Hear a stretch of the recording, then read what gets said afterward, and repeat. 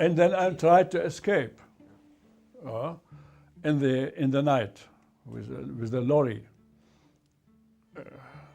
And they had no car keys, it was Chevrolets. They had only a button which you could pull, and so you could start the motor.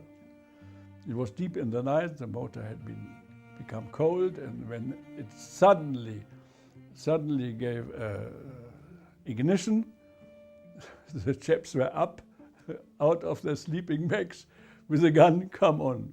So I had to come on again. But I remained a well-watched guest. That was it. And the following night we were sitting around a campfire, everybody warming its tins with a long twig stick. And suddenly a young captain sits in the round, sits aside me, and starts abruptly to talk and said, "Hey Jerry, are we mad?"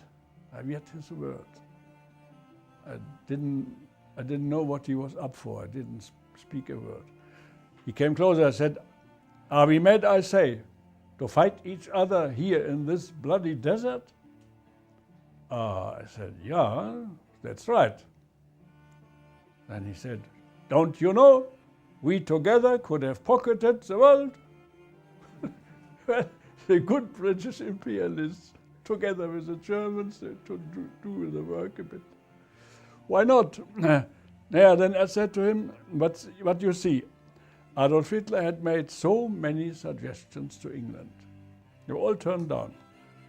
And he threw up, we were sitting on the ground, he threw up his legs and his arms and cried loudly, "Never with him." So I said, "Yeah, but you never try.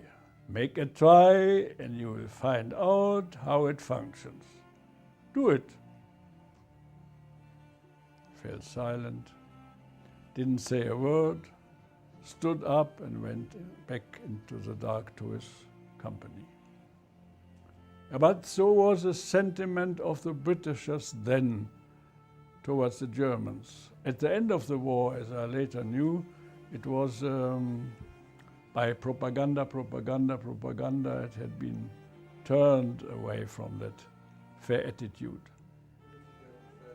We were then assigned to be transported back to Cairo, to first Alexandria and to Cairo, and we had a little rallying point, and there were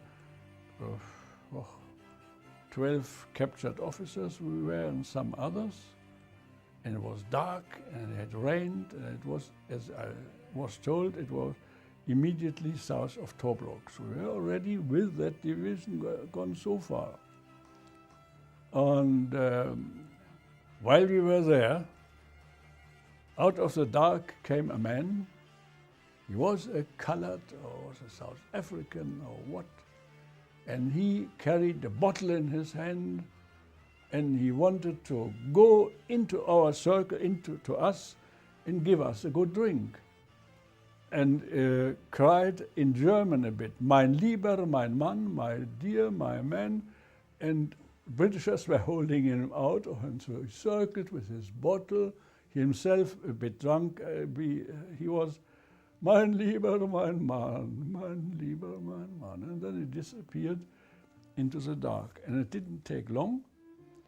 He came back out of the dark, had a long flashing thing in his hand, I don't know what, bayonet or so, and wanted to come into our circle and killed loudly and cried loudly, "Kill them, kill them." And the Britishers again held him away. And then he was also circling again, "Kill them, and disappeared.